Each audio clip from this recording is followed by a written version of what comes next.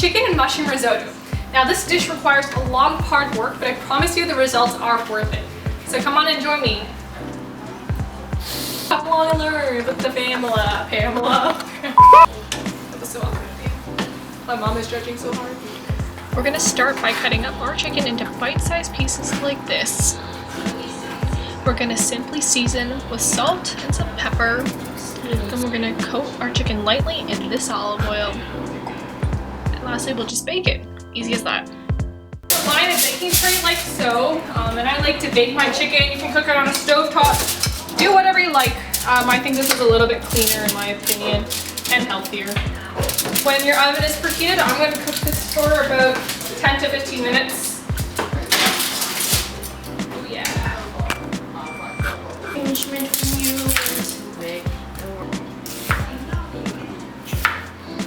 The awesome thing about wearing contacts is that when you're cutting onions, they don't hurt at all. So that's one thing good about having poor eyesight. I don't have to suffer with a lot of people do. I would recommend using 2 to 3 shallots. Shallots are usually a little bit sweeter. That's why I kind of use them in addition to onions. So now we are going to start mincing our garlic.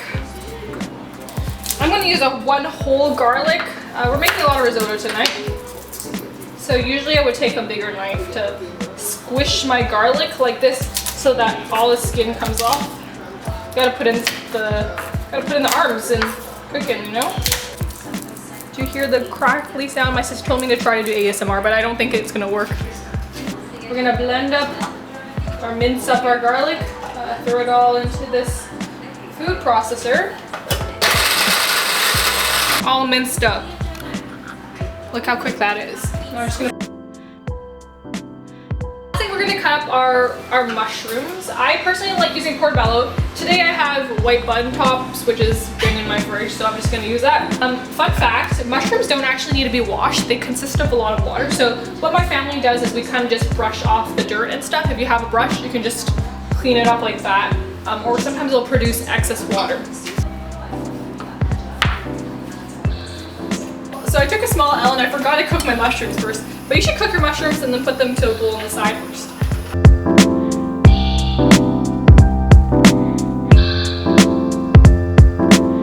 So risotto is most notably made with love because it takes a lot of time just to stir and cook that rice. So the first part we're gonna do is we're gonna heat up a bunch of chicken stock. It's about 5 to 6 cups. I like to use a third. This stuff, only brand I use for Italian risotto, funny enough, it's Chinese. A third of no salt added chicken broth, and then I'll probably just use the water for the last third if need be, because I'd rather put more salt into the dish than make it like too salty. And so we're just gonna heat this up on top of the stove like so, and then when it reaches a slow boil, you can just turn that off and we'll stir that in after. What we're gonna do first is we're gonna cook down our aromatic ingredients. We have our onions, shallots, garlic going in. We're gonna start with melting 1 to 2 tablespoons of butter. We're gonna let that go down with cooking down our onions and our shallots. Okay, the fire is really hot. My hand is fairly hot. In with all of our garlic. Let that go in. You're gonna use about 1.5 cups of our arborio super fino rice. I'm gonna take a wild guess and say that's super fine.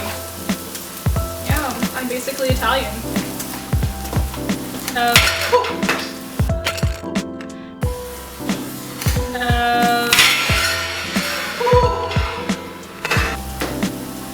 Well, good thing that didn't light on the fire. That'd been bad. Hi, you're alive. Oh my goodness. These are the dangers of filming. Now that everything is cooked down, ooh, my garlic's actually kind of burning, but that's okay. We're gonna throw in our arborio rice right now.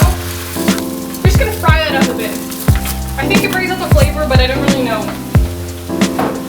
Okay, my favorite part, I like using white wine. No, I'm just kidding. You need to put white wine in your risotto. It makes such a big difference. Use about 1/2 cup of white wine. You can do more if you like. I think the flavor of white wine really makes a difference. And so I just kind of eyeball 1/2 cup, 1 cup. Bippity boppity boo. You can save some for later too. And so this is the process. You keep cooking your rice until it kind of is about dried up, and then you add more broth to it. This process will take about a half an hour to 45 minutes. At this time, I like to put in my parsley as well. To cook down, you're going to spoon in half a cup of broth in, and then you just kind of repeat this process.